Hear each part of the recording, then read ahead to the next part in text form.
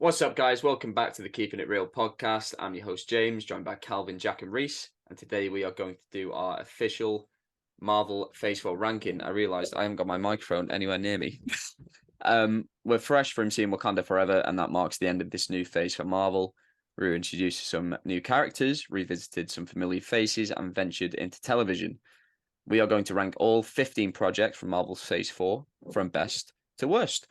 Before we dive into this, I just want to remind you all we are on Twitter at Keeping It Real UK. Give us a follow, and from there you can find links to all of our streaming platforms and social media on Spotify, Apple Podcasts, Instagram, TikTok, whichever app you use to listen to your podcast. Make sure to follow us, like us, or give us a 5-star rating. We're also on YouTube, and we'd love to have you all as subscribers so you never miss another video. So the way we're going to do this, we're going to break down Marvel's Phase 4 in chronological order. Go around, state where we have it on our list, 1 to 15.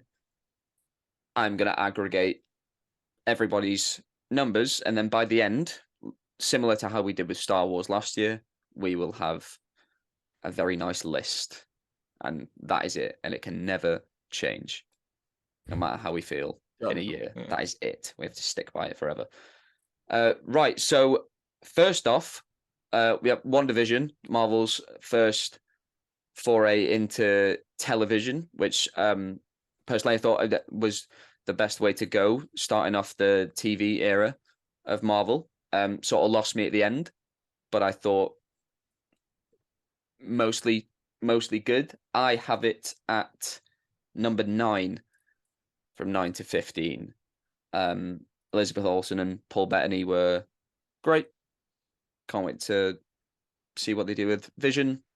I liked what they did with Scarlet Witch and Multiverse of Madness. So yeah, WandaVision, number 9. Calvin, where is it on your list? I've got it at number 6. Number 6. Okay. Yeah, just to make everyone aware as well, Calvin and Reese haven't seen a couple of the TV shows. That's fine. Mainly the ones about women. Interesting. Yeah. Interesting. Oh, I've only not seen one, in fairness. Come on. All right, Reese hasn't seen one and Calvin's not seen 2 or 3. Let's change the narrative here, shall we? They're throwing too much at me. Anything to say about WandaVision, Calvin? Middle of the table. From memory. Like I kind of felt like I kind of really liked it in the first couple of episodes, and I think it sort of lost me at the end. Yeah. The last episode, not the last episode, but the last like 10 minutes were great. Yeah. Really emotional. Yeah, the sort of like fell into like the sort of having to be a spectacle. Yeah.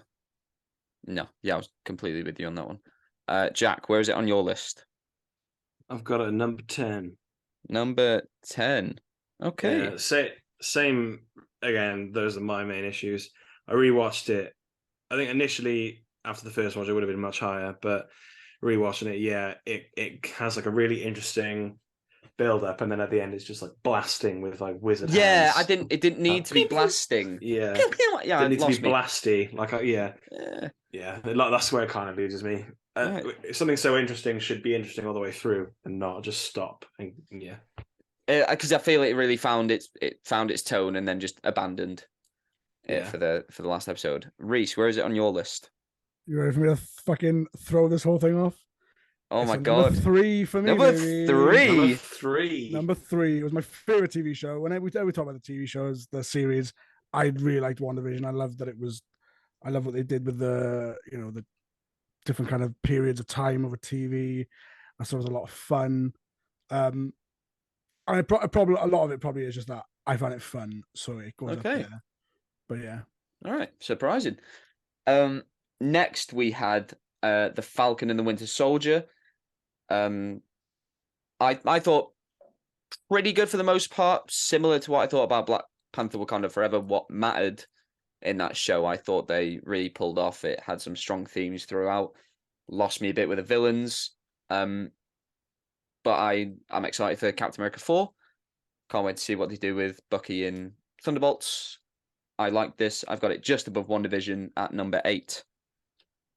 Calvin, where is it on your list? One above you. I got it at number 7. Number 7. Yeah, I thought the villains were really bad in it. All of them. No, apart from like, is Zemo even classed as a villain in this? Maybe No. but then I do think it had some like great character building for Bucky and Sam. I thought everything with the side plot with like Isaiah Bradley, Amazing. what it means to be What Captain payoff at the America. end as well.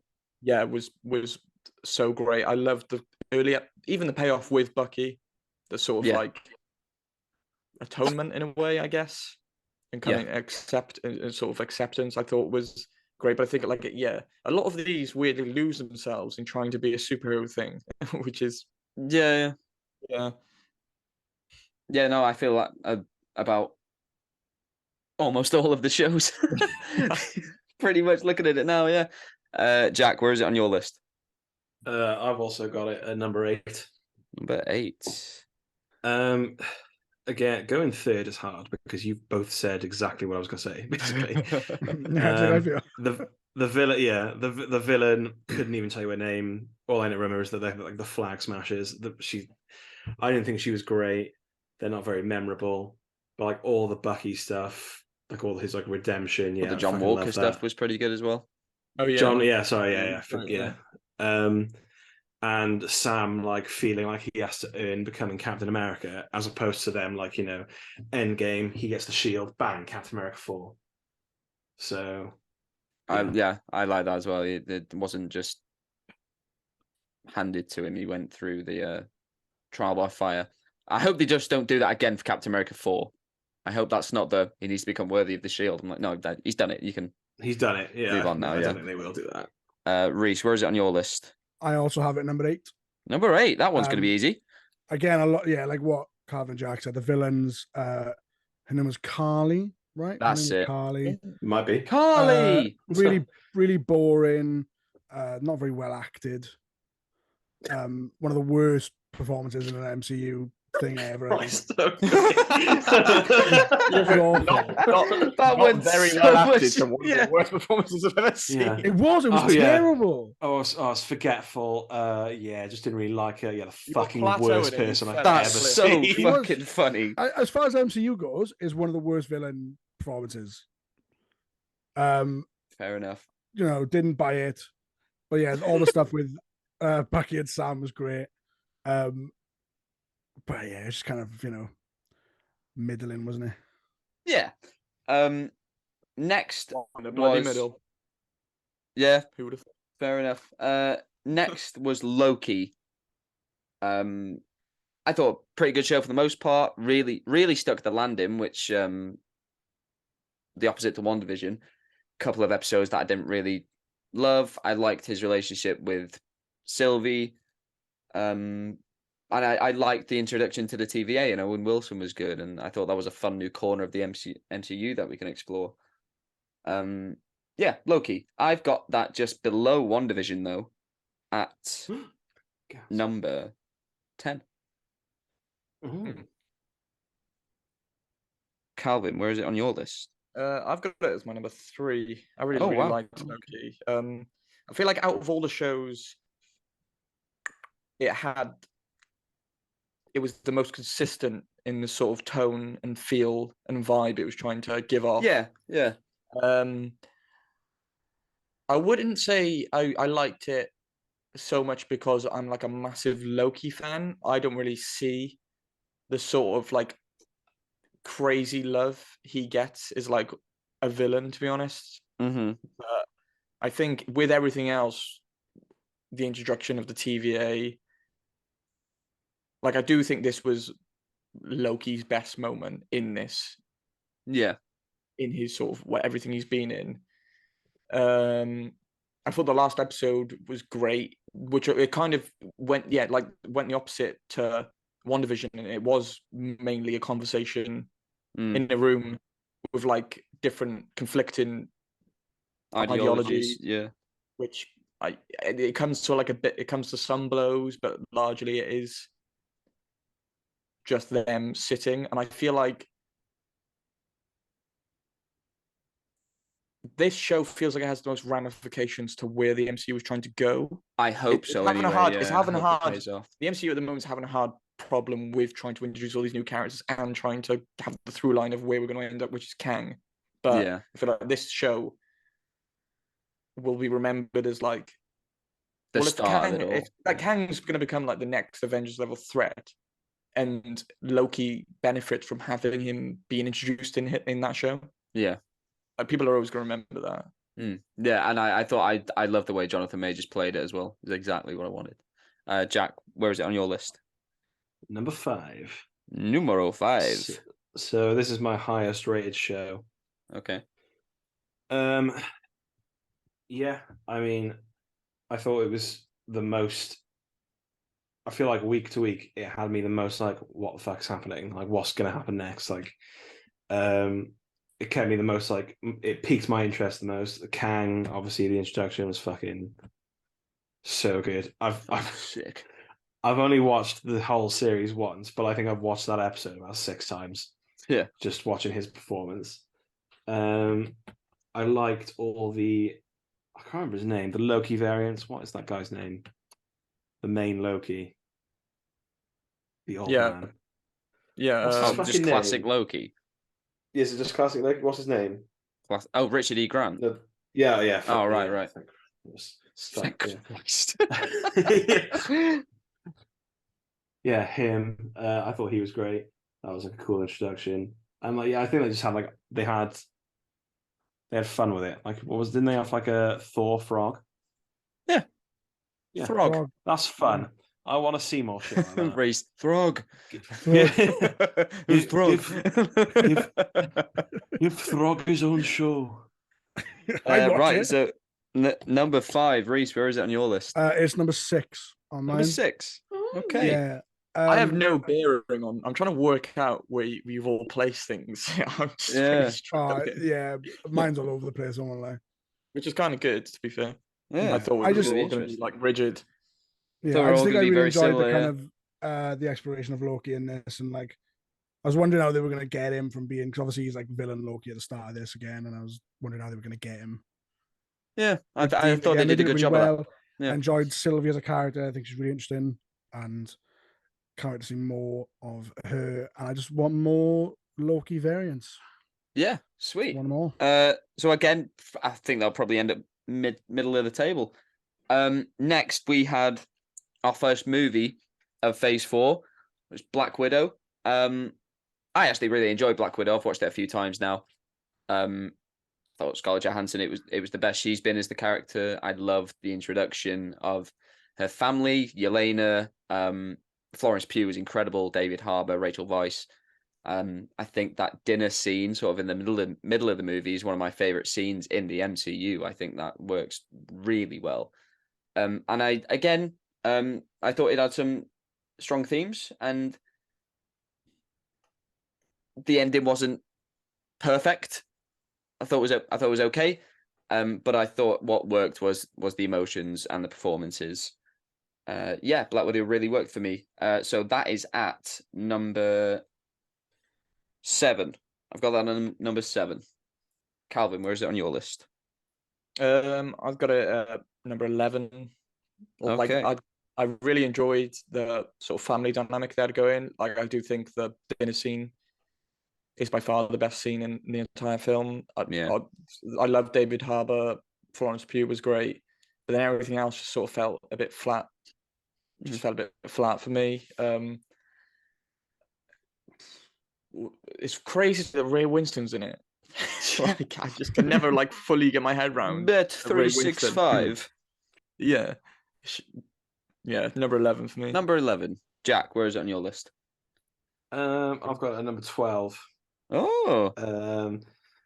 I do really enjoy it. But for me, I think it's weirdly placed in the MCU. Like, yeah, it's definitely too late. We can agree on that. Yes, it's too little, too late. I think mainly at this point of like this film being introduced, it's more of like a platform to just introduce new characters that they're going to use like later on. Yeah. It was cool to get some like, all through the MCU before this, you get loads of like little like tidbits and insights about what Nat's life was like before she joined the Avengers and S.H.I.E.L.D. And yeah, it was cool. It was cool to get some like clarity.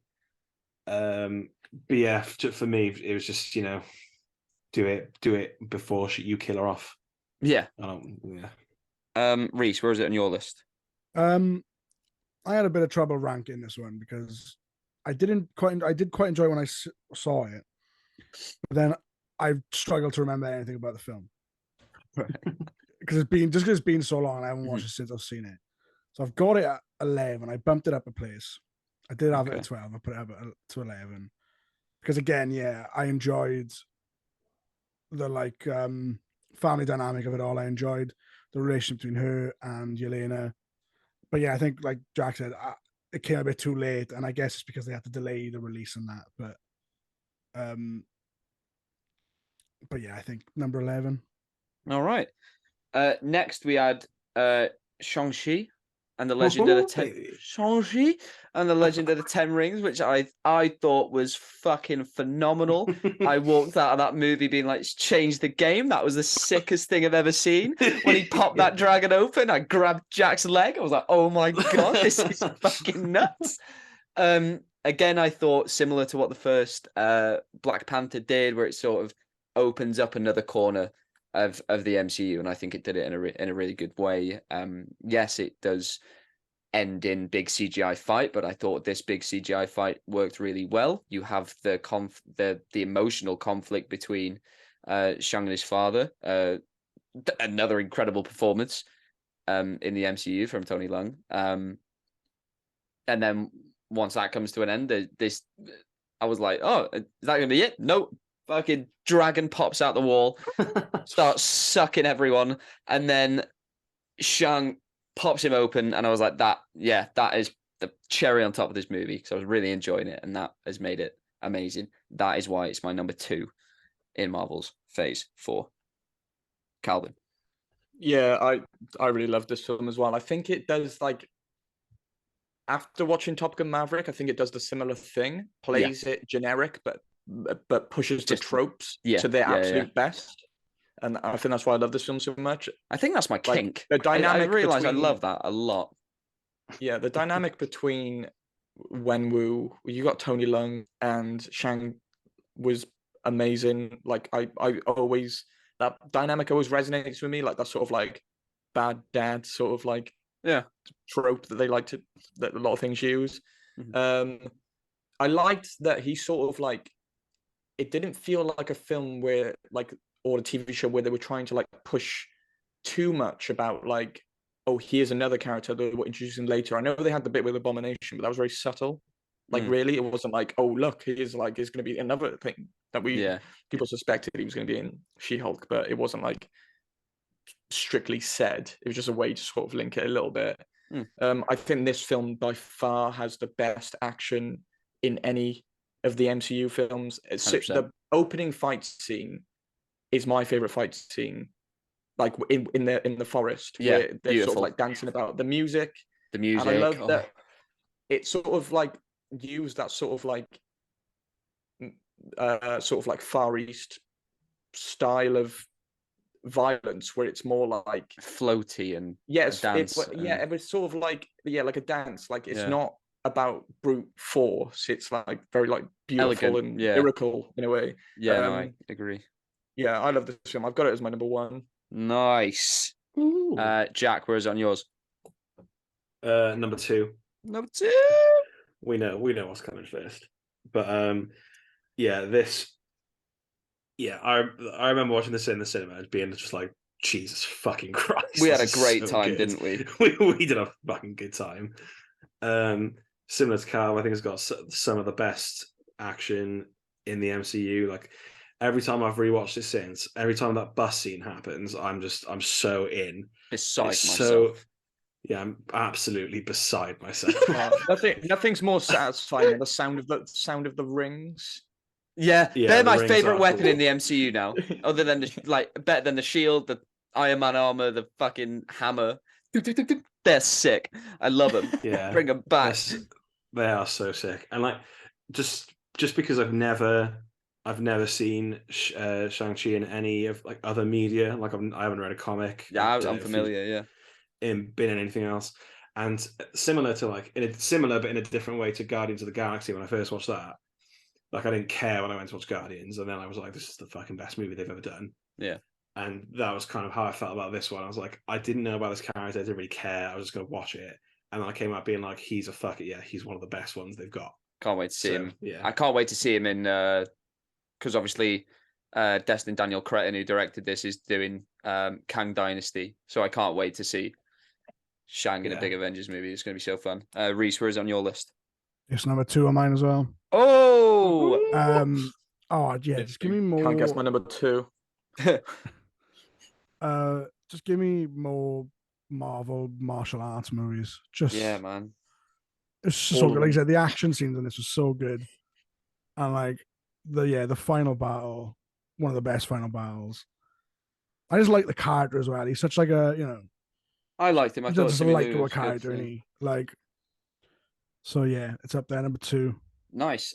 He must have like the greatest feats in the entire MCU. Like he rode a dragon and then killed like a sort of another one. Popped it. He killed his dad. And he killed his dragon. The dragon killed his dad. He popped him open. He popped his dad open inside the dragon. He did batter his dad at one point though, which is pretty cool. Next we had Eternals. What I think it was the lowest rated film in the MCU. Yeah, I think they did try to make something, didn't pay off. Sort of a conflict between. Not that this might not have happened, but for me it felt like, the mixture of a Chloe Zhao movie with a Marvel movie, the blend didn't work. One was always trying to overtake the other. Poor villains. Too many characters for me to get invested in any of them. Really, shot really well. Thought it looked beautiful, but other than that, not a lot here. Way too fucking long as well. I've got this at 13. Calvin, where is it on yours? Obviously I haven't seen 3 of the things, so it seems like I've gone higher than I actually have. Yeah. But I've got a number 10, so it's third from last on my list. But kind of because all those same issues, but it kind of felt like they were trying to do something different, which I kind of have to give them a little bit props for that. But yeah, the sort of clash of Zoe Zhao's style just really didn't work. Like it's such like a sort of like melancholic and like ponderous sort of way to make a film, and then to try and have it with these like big spindly CGI dogs. Yeah, exactly. Yeah, so about number 10. Jack, where is it on yours? So I've got it at number 14. Oh, so second from last. But I enjoyed this movie. I just think, like, how many are there? There's 10 of them. What, you got 10 of them? Yeah. Yeah. You got 10 Eternals. You got Dane Whitman. They're trying to introduce as well. Plus, establish the villains. Too much. The villains were lame. They didn't I don't like the almost like faceless CGI. Like I want some like Transformers. Yeah. They look like the things Tom Cruise fights against in Edge of Tomorrow. The mimics. Yeah, like. But I thought, I thought at least the way they moved was interesting. In this, it was just, I was like, I don't really care. 14, yeah. Yeah, too much in one movie. At least they killed a bunch off. So now that maybe if they do a sequel, it'll be better. Reese, where's on yours? It's 14, which is the bottom of my list. Okay. And I'm not going to be as articulate as you guys. It was fucking boring. It was long. It was fucking boring. There's about 1,000 characters, and there's one likable character in the whole fucking film. It was boring. Who was likable? Kamal Nanjiani's character. He's the only likable character in the whole fucking film. The rest of them are... I didn't like Kamal in this. The rest of them are dull, boring. It's like they copied and pasted a bunch of fucking... They essentially are 4 pieces of paper onto the screen. Yeah, it's got a point. It's got a fucking point. Maybe that's the point. What did you say? I was too busy ranting. What did you say? He said, well, they are kind of copy and paste. Yeah, true, yeah. It's boring. I'm sorry. Right. Next, we had the Hawkeye series. I thought this was good for the most part. Lost, again, another show that lost me in the end. I like the chemistry between Haley Steinfeld and Jeremy Renner. Thought it had that fun Christmas vibe. I liked how they threw Yelena in there. Thought Florence Pugh was really good in that as well. But it's in the bottom half of my list. I've got this at 11. Calvin, where is it on yours? Yeah, I've got it at number 9. I like Hawkeye as a character, but this show just didn't really work for me. Before it came out, I tried to read a bit of the comic it's like quite closely based on, and I only read like 2 issues of that, and I was like, this just isn't what I'm sort of looking for in a Hawkeye story. I kind of wanted a bit more. I like that he's like down on his luck. Yeah. In the comic, he's more down on his luck. In the comic, he's not even got like a family or anything. He's like completely down on his luck, and that's what I kind of wanted. I mean, you can't really do it because he does have a family in this, but I don't know. He already lost them once. I kind of want Hawkeye to be this sort of like gritty guy with a bow and arrow, you know? Like they do it in the Old Man Logan comics. You get the He's older blind, Hawkeye isn't he? who's just like blind, like badass, and I'm just like, that's cool. Kind of what I want from that character. But Maybe it one was. day. I guess it was fun. I mean, the introduction of Echo I thought was terrible. I just didn't find the character compelling at all. Not made me excited for that show. Felt like, she's getting like a thing. I liked Haley Steinfeld. I feel like the only problem with like them setting up all the young characters is like they all can't be like these quippy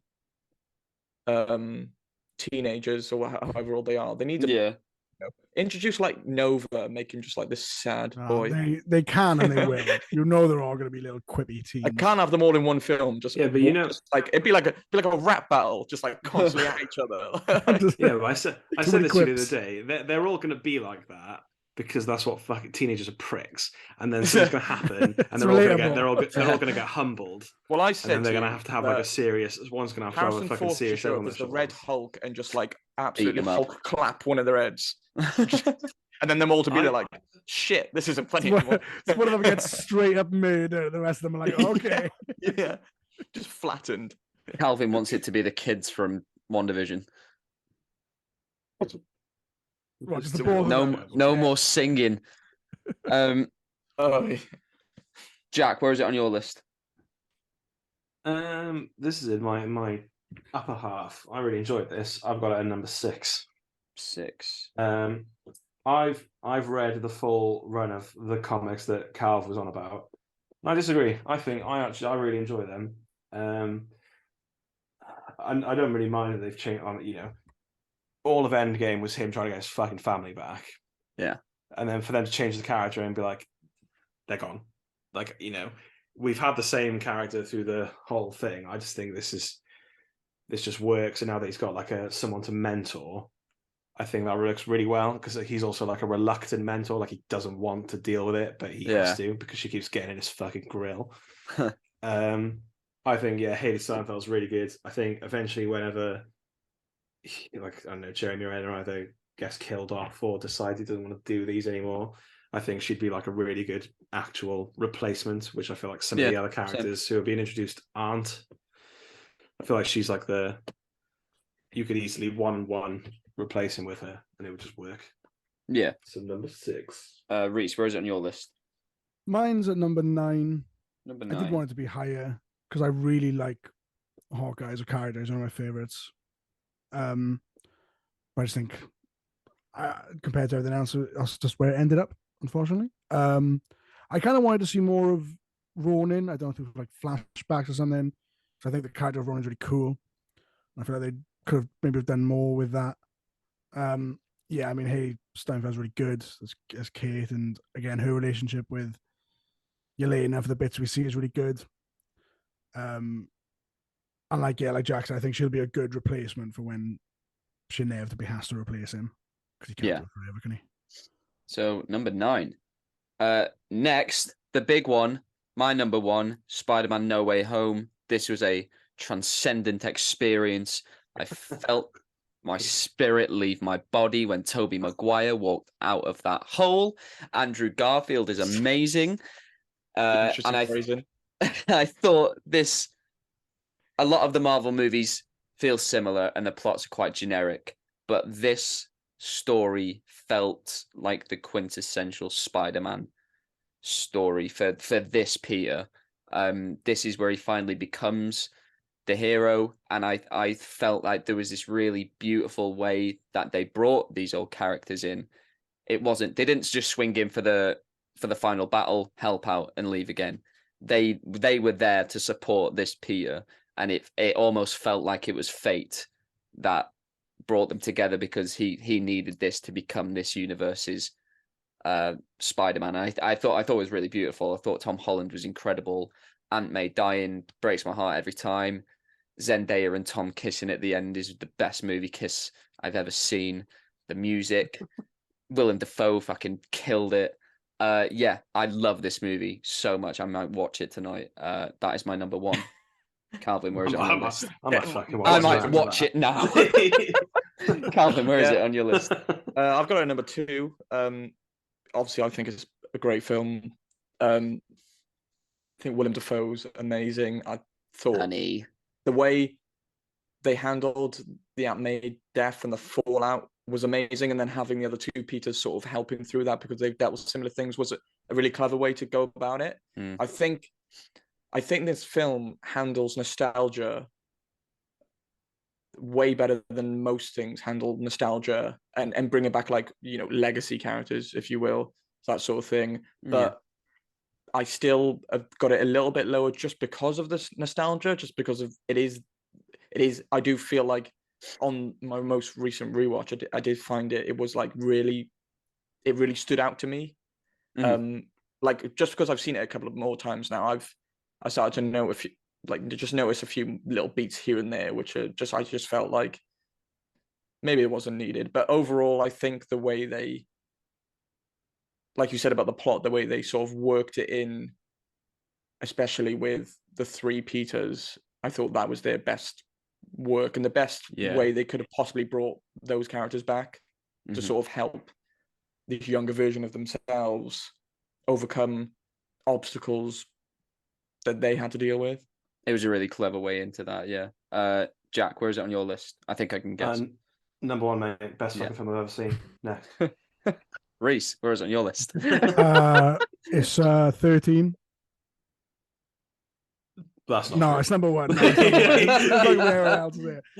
I felt like a kid again watching this film. The way when Tobey Maguire stepped out of that little portal, I felt like a kid. Yeah. It was just it was just great, wasn't it? Nothing's done that to me in years. And it's one of those films I'm glad I watched it in the cinema because of the reaction of everyone. Like, it's one of those ones when Tobey Maguire steps out, I was like, God, I was like, fuck that Spider. It's as if Spider-Man was a real person. Yeah. I saw it seeing him in person. I wish I saw it in a big, busy screen. I'm glad that I had that time. I was struck down by the big C. COVID, not the the big C. Yeah. Jesus, are you okay? And then the big lowercase C. Yeah, and then the slightly smaller C. That's probably not. Yeah, and I just saw it in an empty room. So like people they walked out the portal. So I was like, this is pretty cool. And I was just looking around, like, anyone? Just walked out fucking portal. Going out into the foyer, just shouting to people, "You gotta see this!" Spoiling it for everyone. Next, I believe, was Moon Knight. I thought Moon Knight was okay. I thought Oscar Isaac was great. I really liked Ethan Hawke. I thought there were 2 episodes. I think there were episodes 4 and 5 that really impressed me. They delved more into the psyche of Mark Spector and uncover the truth about Stephen Grant. I thought that was really good. Again, one of these shows, when it becomes a superhero show, it loses me. CGI rubber Moon Knight doesn't captivate me. Oscar Isaac losing his mind does. I have this at number 12. Calvin, where is it on your list? 12. I got it at number 4. I don't know how it landed there because I don't feel like I really liked it, but like I don't feel like it. Just I feel like I liked everything else a little bit less. That's the only reason it sort of landed there. But yeah, like I feel like this one, when it went to dark places, it sort of went to the dark places I sort of wanted. I wanted that reaction from the MCU. because it goes to the one particular place, and I was like, Jesus Christ, that is like quite like. It was quite harrowing to actually have. Yeah. Like, you've had like parents in the MCU who have been like good people, but this took it to that next level where it was like, this is It was shocking. almost, Yeah. it felt real. And I loved it. Yeah, him like losing his mind. The episode where he's stuck in that sort of like mind, sort of like Yeah. Oh, incredible. asylum was amazing. I do think the last episode was the worst. I didn't like the sort of like him and is it Arthur? Was that his name? The villain? Like him and Arthur like having like a Arthur Harrow melee fight on a pyramid. Was that right? Or a sand dune? Something like that. And they I was were like, on a pyramid. Then there was big and I was like, crocodile and big skeleton fighting. Big Khonshu. skeleton. And then that transitioned down to when Stephen and Mark were switching places constantly, which I thought that was kind of cool when they got that. They got that working. Let's address the hippo in the room. Him saying "wagwan" was one of the worst things I've ever seen. I disagree. I hated it. I hated it. Best part of that whole series. Remember that Google advert that who can say wagwan? Not Oscar Isaac. No, that was the best bit of the whole series. No, I like how like steeped in like Egyptian mythology it actually was. Yeah. I thought Khonshu, I liked having this extra voice that no one could really. F. Murray Abraham killed it. Yeah, F. Murray Abraham was great. I love the end where it's Jake, whatever his name is, and Khonshu's like in this like. He's like a mob boss in like a suit, and I was like, "This is great." It's weird, yeah, it's cool. Yeah. Jack, where's it on your list? I've got it at number 9. Okay. Yeah, I thought kind of like similarly to how Cal has it so high. I thought it would be higher, but then there were just things that I just liked slightly more. I don't really have any major issues with it, apart from again the ending when there's a giant Khonshu and a giant alligator or crocodile. I was just like, oh, come on, man. So we don't need. I was like, what is happening? Why is the big Godzilla fight? This is not where I saw this going. Just give us the hippo. All the big hippo. Just want the hippo. All the psychological elements and all the like. The bit I like the most is when when essentially Stephen's like discovering. Also, he's discovering his own existence and like why he exists. Broke my heart. I thought that was incredible. That bit was so fucking sad. Yeah. Oh my god. And he is acting his bollocks off in that scene. Oscar Isaac, man. Oscar Isaac, he's so good. I think, I would be shocked if they don't do. I know they haven't confirmed more. It sounds likely that, yeah. He said he's up for it. He just doesn't. There's nothing official yet. Reese, where is it on your list? It's a number 7. Number 7. Again, I think it's a thing of it suffers from having a really good main character that's kind of stuck in like a bit of a subpar storyline. Yeah. Like other than again, the ones we mentioned where he kind of goes into his own mind, and he discovers a lot. Those were great, but I think overall it's very it's forgettable. Like I can't even remember what the whole villains thing is. What about balance in the world? He wants to kill all the basically kill all the all the bad people. Premeditated. Some of them aren't that bad. It's like minority. It's like the thought police, essentially. That's it. That's what it was. Yeah. Essentially killing. They want to kill you before you've done the bad thing you might not do. Yeah. And I think what annoyed me, Calvin kind of brought it up with Wagwan, but it pains me when there's something set in Britain that they've got no British people working on. Yeah. Like no one says bruv. Yeah. No one says bruv that much. Yeah, it's like I didn't mind it with Oscar Isaac in the end because we found out he's not real. About him, that's fine. Everyone else, around him had no excuse to be talking like that.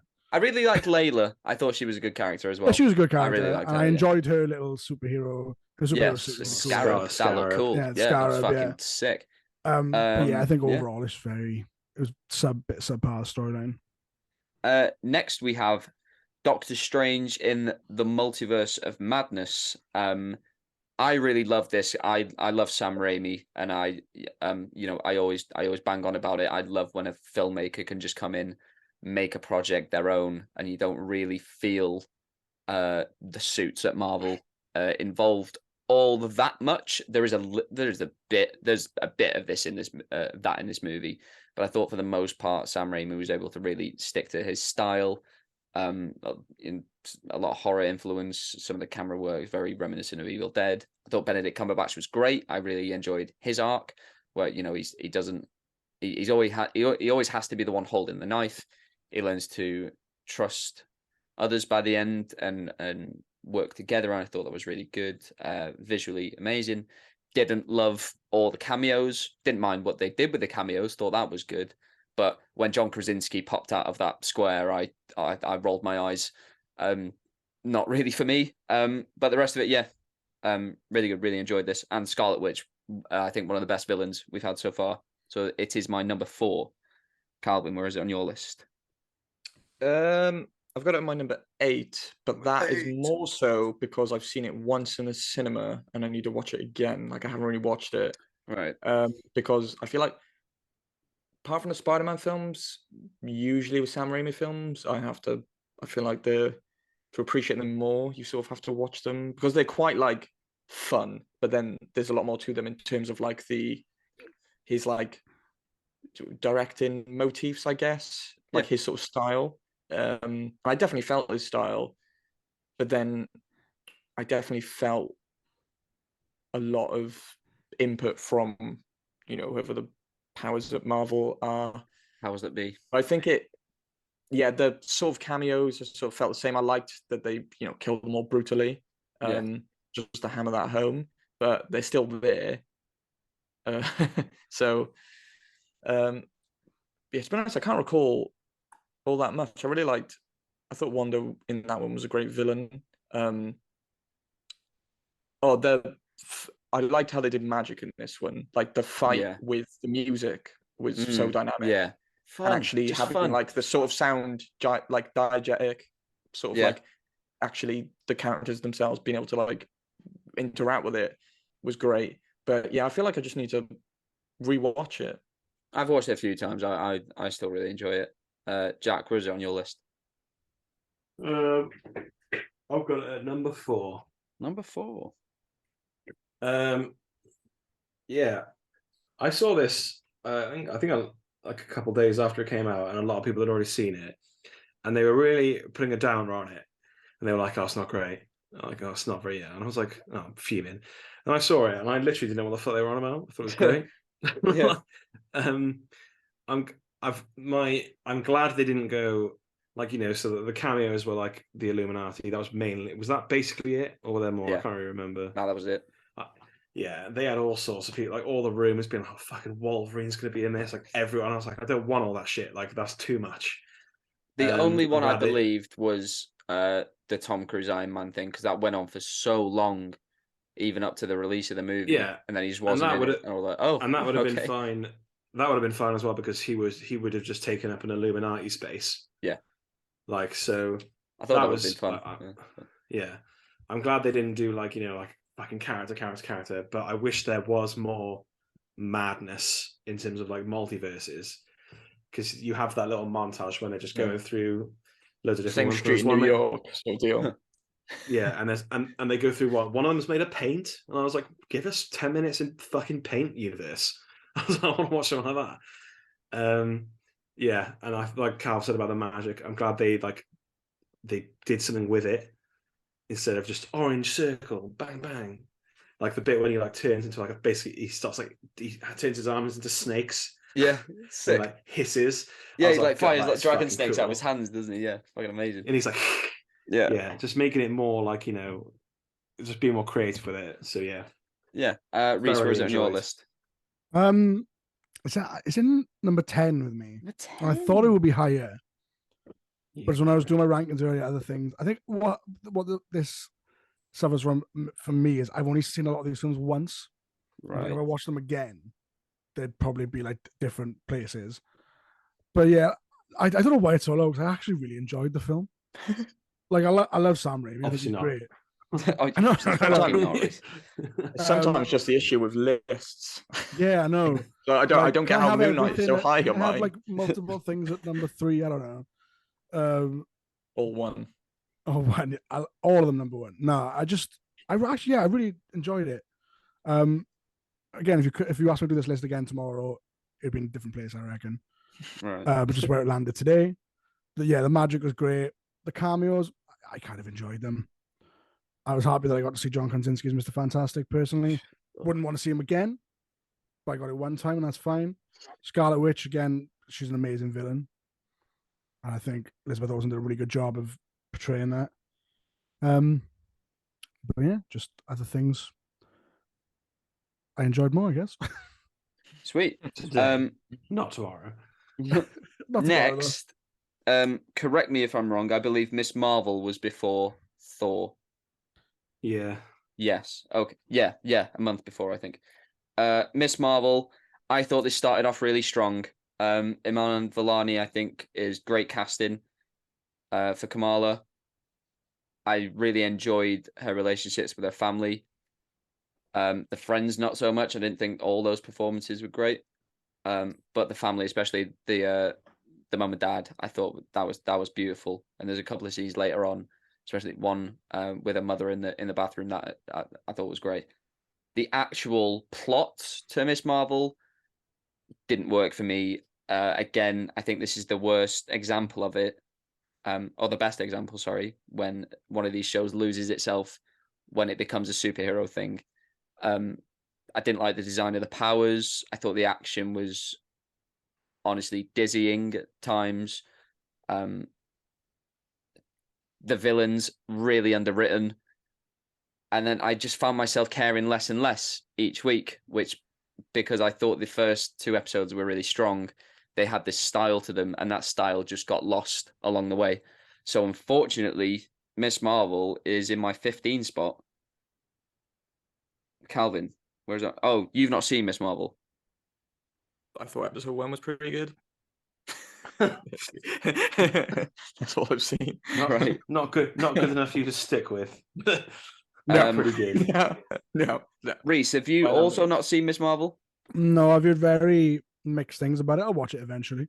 Right, so Jack, where is it on your list? So it's also in my 15 spot. It's a real shame though for what's her name, Iman Vellani, because she's really good. She's really good. Really good in it. I think if they can utilize her better in other projects and films, then she'll be, I think she'll be. I mean, she's great in this anyway, but I think she'll still be great. The family stuff was the best part. Again, like you said, I don't think the villains even come into it until the end of the 2nd episode. I don't even know who the villains are. Clandestines? Is that what they were called? What are they called? Clandestines? Right. Yeah, it's not great. I don't know that. They're honestly terrible. They came in. I think they came in at the end of the 2nd episode, and I think the first 2 episodes were probably the best episodes before they came into it. Yeah, but maybe it would have helped if they were involved in the first 2 because you could develop them more. I don't even think that. I think you had time to develop them later on. It was just the whole journey was done in 1 episode. It was like, oh well, we'll help you if you help us, and we're friendly and nice, and we want to work together. And then as soon as Kamala was like, I don't know about that, they were like, we're gonna kill you and everybody you love. And it was like, yeah. And then her son is just like, no, I don't think we should do that. She's like, I'll kill you too, son. I'll kill you as well, son. Shut up, son. He is well. What was it? Kamran, was that his name? Didn't like him. He Cameron. At the end. No, but it is like they say like Kamran, don't they? It's like KAM. RAM. And yeah, Kamran. Yeah, yes, Kamran. At the end when he's got fucking powers and that, and he just becomes really angry straight away. Yeah, and he's like, and I was just like, why is she helping him? He's just why is he angry? He's so angry. He's like, I don't know. Didn't work for me. 15. Wrap it 15. Right. Next was Thor: Love and Thunder, the follow-up to Ragnarok. we all enjoyed Ragnarok. I will admit, when I first watched Thor: Love and Thunder, I did enjoy it. I thought it was funny at the time. I just wanted a wacky, silly comedy. When I rewatched it later on, actually wanted to sort of be invested in a story and characters, really lost me. This doesn't work. Again, I think the biggest example of humor just overtaking any emotional beats. Gore doesn't work. I think Christian Bale had the potential to be Thanos level, but they completely wrote Gore wrong. His performance is all over the place. I genuinely think it's the worst of his career because they couldn't settle on what Gore was. He was intimidating and scary, and then all of a sudden he's wacky and silly, and it wasn't working for me. I've got this at number 14. Calvin, where is it on your list? Number 12, which is last for mine. Yeah. Right. I was really looking forward to this film because I love Ragnarok, and this film to me just felt like Taika Waititi really didn't want to make another Thor film, and he just came out with this attitude. Well, I'm just gonna do what I want, and it's just I'm gonna write a first draft script, and you're just gonna take it. I thought the cancer subplot line was completely unearned and didn't fit with the tone that they were trying to that the rest of the film was going with at all. It felt so jarring and just mismatched to me. It was more so just like if the film just felt like minimal effort, like really lax. Like it felt like a first draft. Like it felt like a bunch of teenagers all together just like writing what they think a funny film should be. Taika, though, he just thinks he's the funniest person in the world. I read some of the I read some of the Thor God of Thunder comics. I read with Gore, quite far into it, with Gore into it. And the storyline to that is amazing because you have like you follow 3 different Thors from 3 different timelines and they all link. So you find like a young, obnoxious Thor, Avenger Thor, and then like an old man Thor who's on his own. Yeah. And Gore sort of like he keeps clashing with Gore in these different timelines, and then eventually it all comes together. Right. And I thought that's such an interesting sort of character study on Thor, and I feel like his arc was wrapped up with Endgame in a way. Yeah. Yeah, I don't. I just thinking about it. It's just making me angry. Yeah, it's such a letdown. It's like I didn't find barely any of the jokes landed for me. And I was just like, these are just like, here's a joke, here's a joke, here's a joke, here's a joke. And I don't know. The dialogue was terrible. CGI was bad. Real bad. Yeah. Yeah. Jack, where's it on your list? So I've got it at 13. Although I definitely enjoyed this movie more than both of you. I think like the struggle that he had with this movie as well is that Ragnarok is so good. Like Ragnarok, I think is in like my top 5 maybe of the MCU, and pretty much every joke lands. And then like following up to that is almost fucking impossible.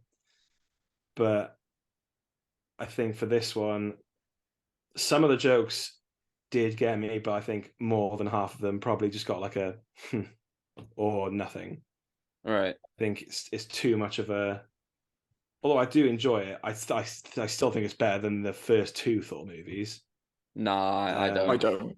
I think it's the worst one. No way. It's right there with Dark World, but for like different reasons. Yeah.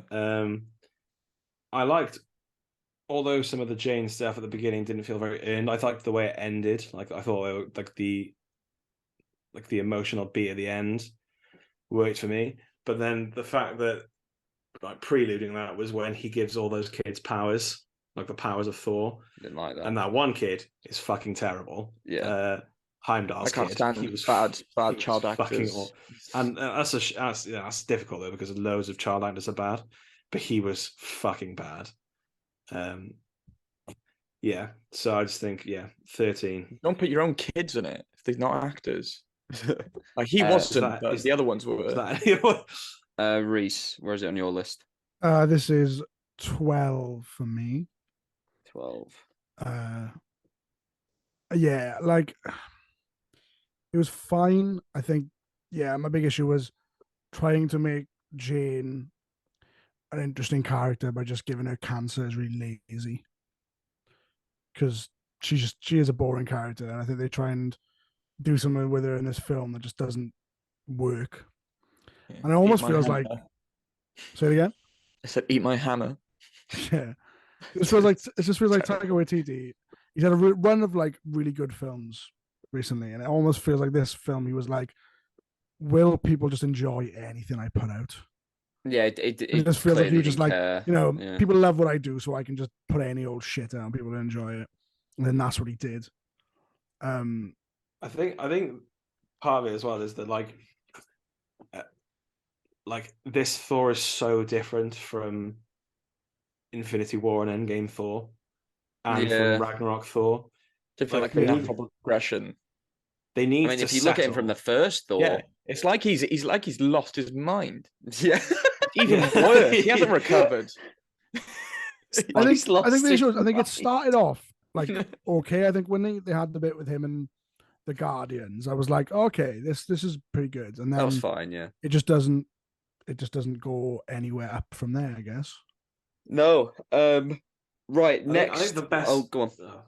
I was saying, I think the best Thor that we have is like Thor always seems to run on revenge or like vengeance. That's what he's like in Ragnarok, and that's what he's like in Infinity War and Endgame. And then this one, they were just like, no, he's fine now, isn't he?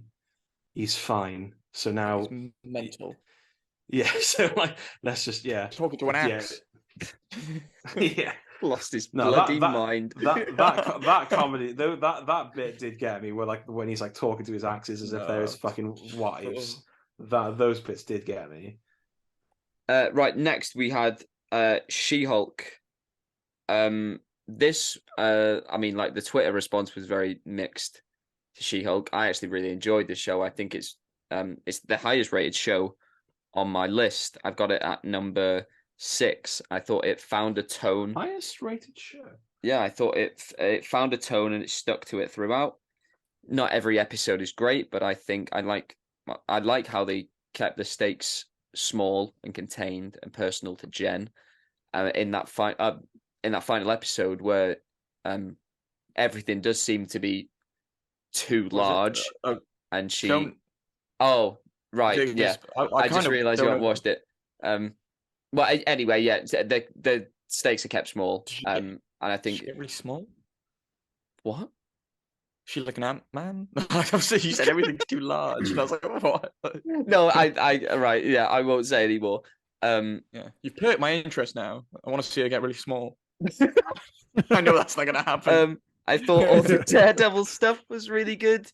And I thought their chemistry was some of the best in the MCU. I thought they were great. And Tatiana Maslany was amazing throughout as well. So yeah, that is my number 6. Calvin, you haven't seen it. Jack, where is it on your list? I've got it at number 11. Before anything, the most unrealistic part about She-Hulk is the fact that no one would date Tatiana Maslany. Yeah, which I find fucking ridiculous. It's that really wound me up. Beautiful. So it's 11, which again like seems low. If I do a race and you ask me tomorrow, it might be higher. Right. For me, the comedy does work most of the time. The Daredevil stuff I really liked, even obviously because the Daredevil in those Netflix shows was so fucking brutal, and like it's just not going to work if they do that in this. And I think they brought up the levity just enough to not make him silly. But he fit within the tone. He fit within with the tone of it. And like obviously you're gonna get people on like fucking Twitter and that being like, oh, it's not the same thing. It's fucking shit. I'm like, well, just fuck off then.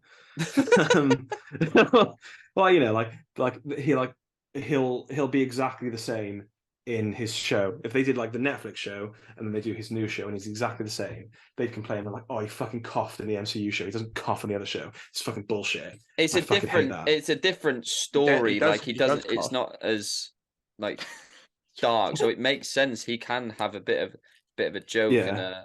And I didn't have any problem with that at all. No. And my only my main issue with this, that like the villains again. What's her name? Was it Tatiana? No, that's Titania. just the Titania. Like, well, I don't really. What was the point of her?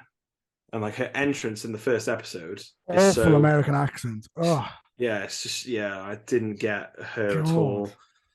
And I can't really say the other villain at the end without spoiling it. But yeah, he was I liked it. Just a bit. But apart from that, I thought it was good. Reese, where is it on your list? It's 13th on mine. 13. You don't like women. Thing is, though, I didn't like it, and then I did like it, and then I didn't like it again. That, like, first couple of episodes, I was like, I don't know, I think I'm going to get into this. And then, I liked the middle bit, and I was like, okay, it's pulling me in now. I like the comedy, it's a lot of fun. And at the end, I was like, this is too fun now. Right. Like, Oof. bring it back. I'm having too much fun. Like I don't have too much. A really good time.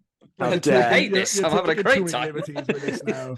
Let's put it back. 13. Walking out. No, it was too fun to the point where I was like, walking no, you're just trying, how dare they you're taking the piss with how fun this is now. It doesn't need to be this fun. I thought it was in keeping with what She-Hulk is. Or whether, it was like fun in universe, but I wasn't necessarily having fun. You know what I mean? Okay. Yeah. Like they were trying to make it fun, and it wasn't fun. No, the best villain in that show actually. What's he called? Like the Leaper or Leapfrog? Leapfrog.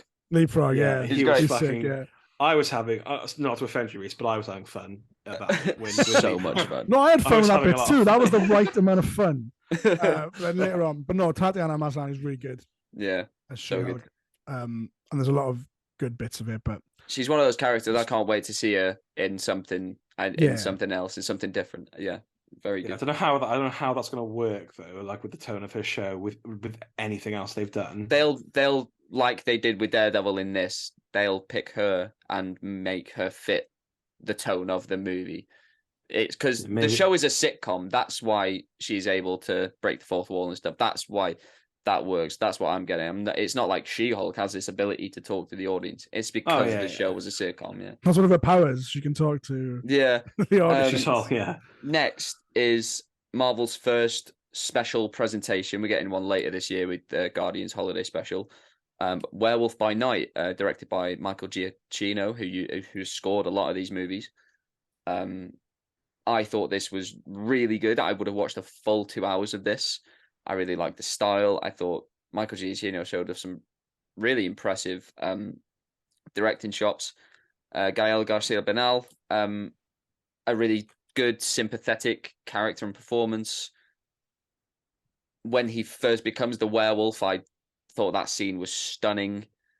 That's scary.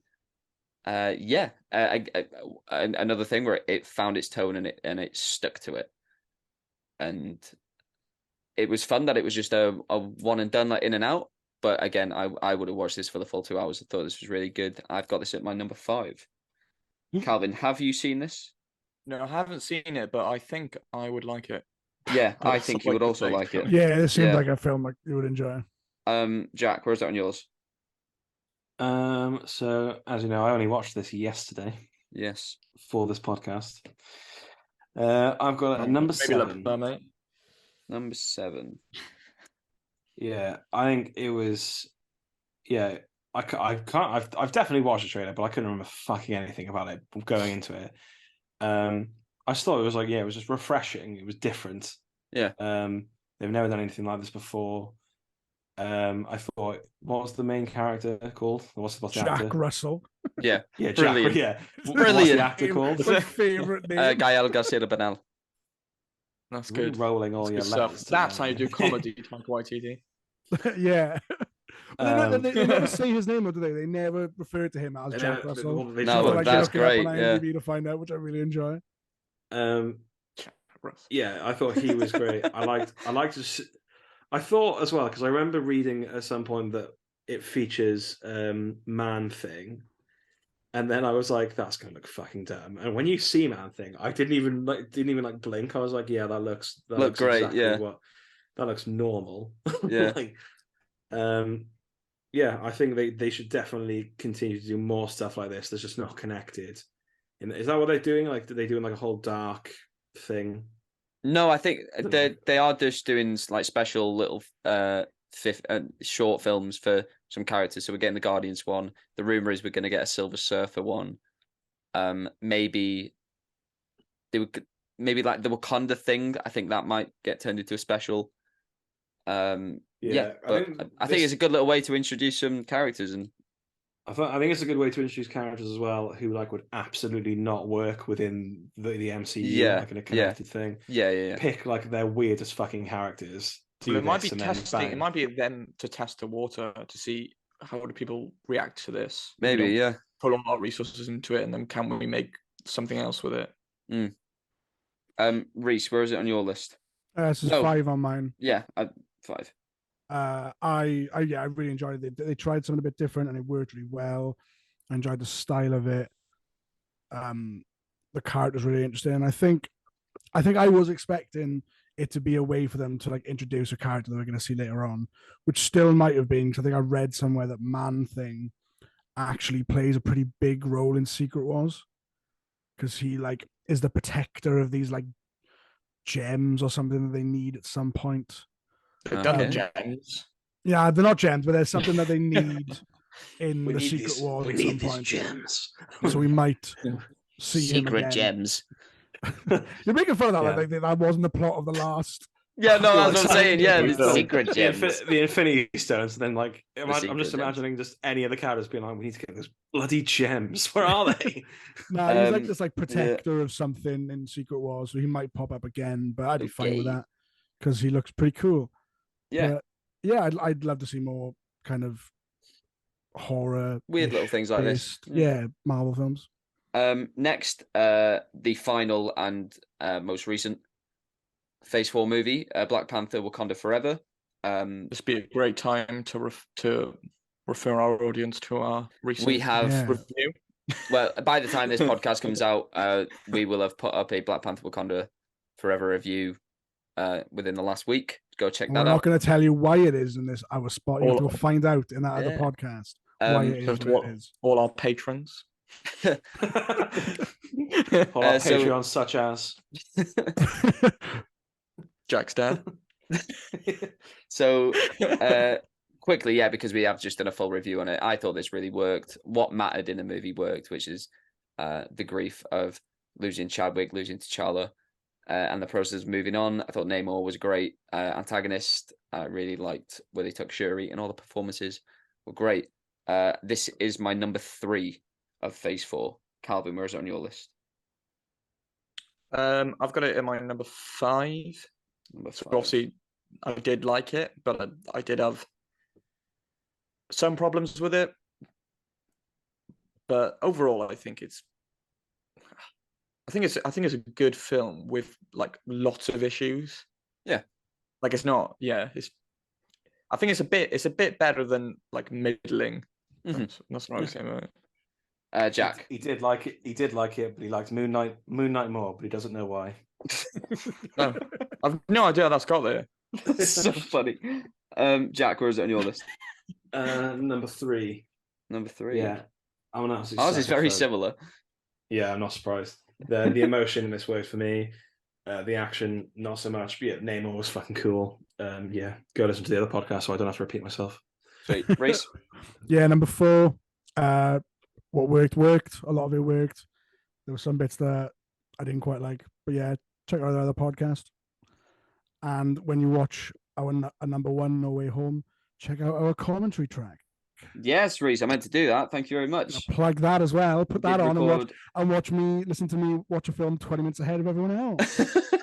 Jesus Christ. You're incredibly close to that mic. 20 minutes.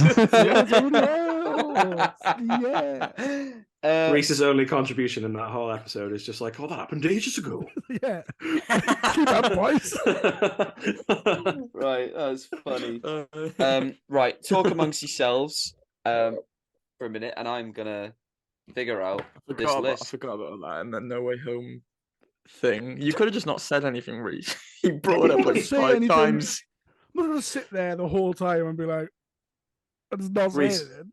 Reese is on You should have calibrated, and people listening going, "Oh, Reese fucking hates this." It's because he watched it on a different streamer, so yeah, so I watched it on Sky, they cut and things Sky out. decided to cut bits out. Apparently, on Reese's Aunt May had died, and we were still on the opening credits. I was in tears, and you were just like, "Oh, Gog's just come back. We're just dead."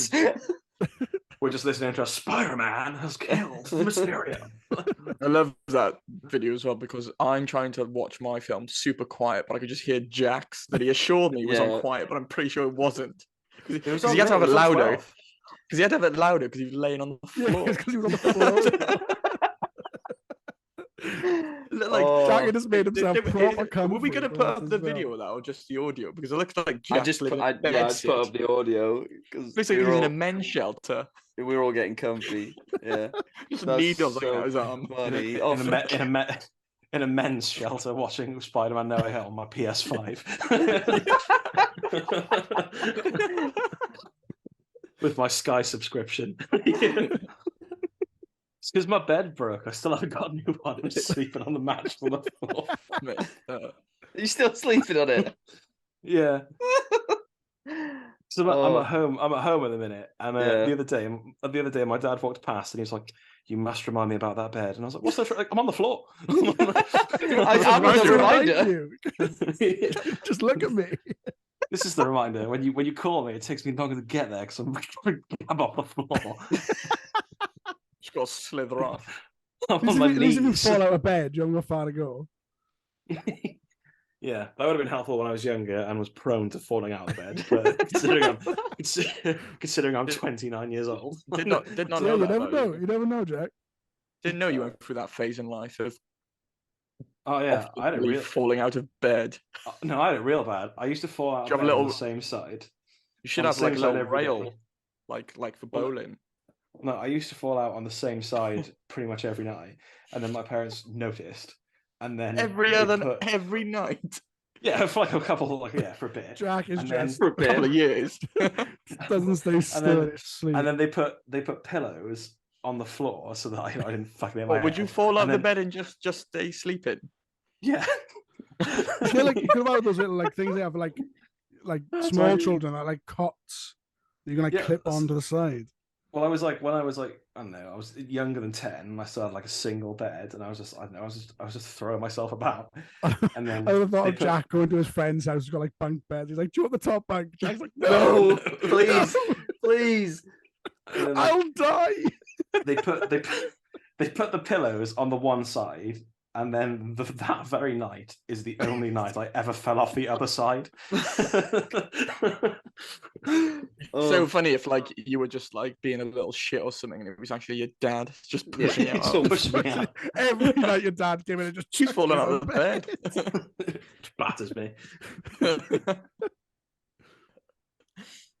I wonder if that's like genetic. Like, is my kid gonna fall out of his bed? Like, a thing. It'll happen the first time, and you'll be like, "No." You have to get your kid an anchor. It's happening again. No. The Austin family. Yeah. Before it goes to bed, like, "Jack Jr., remember to brush your teeth and remember to drop your anchor."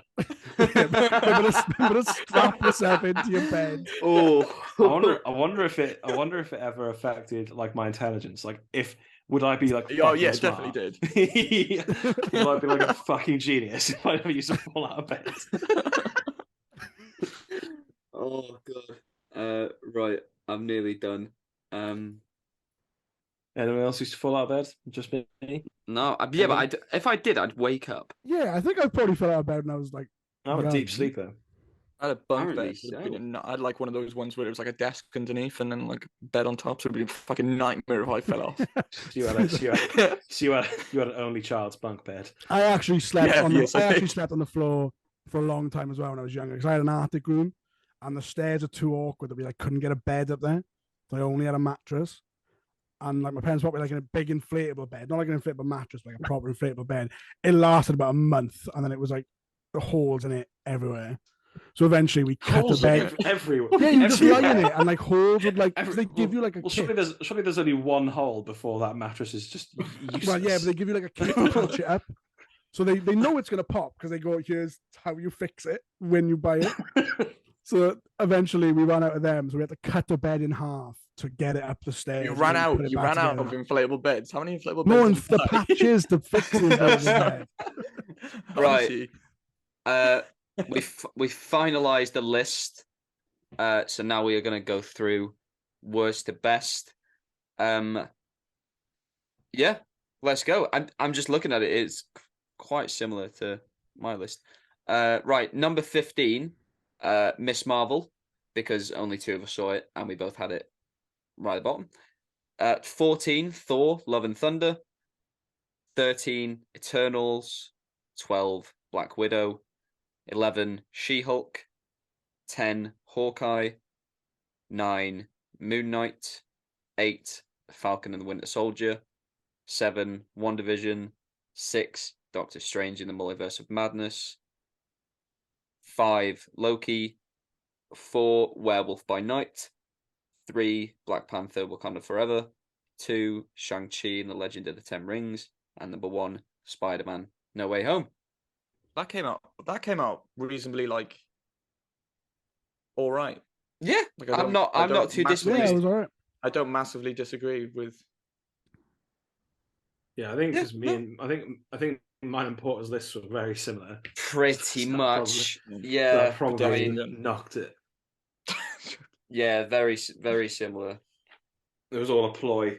This was all a ploy so that it would look like how we You wanted it matched to it. look. Yeah, you matched each other's lip. You fixed it. Right. I've never fallen out of the bed. That was just to keep you fucking That was busy. rude. It was all a Right, ploy. fudge on the numbers. It's a Very good. nefarious ploy. Very good. Right, yeah, that was it. That was our ranking of Marvel Phase 4. That was fun. I think we ran definitely longer than we meant to. We were maybe going to do an MCU quiz if we had time. We definitely don't have time, so we'll save that. It's 2 a.m. save that for next week, maybe. Let us know if you like these ranking videos. We've done Star Wars in the past. We've done all the Spider-Man movies in the past.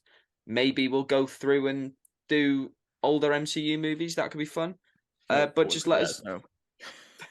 Just let us know. Maybe we'll just rank every movie. Every movie in an hour. Yeah, the definitive ranking of every single movie. Yeah. Start at the start with Fred Ott sneeze. All up to Black Panther, Wakanda Forever. Right, that is it for today, guys. Thanks for joining us. We'll be back next week with another episode. In the meantime, head to our YouTube channel, hit that subscribe button, check out our most recent reviews. Black Panther, Wakanda Forever, Weird, the Al Yankovic story. We reacted to the John Wick 4 trailer, and who knows, there might be another trailer for something this week before this pod comes out. But until then, keep it real.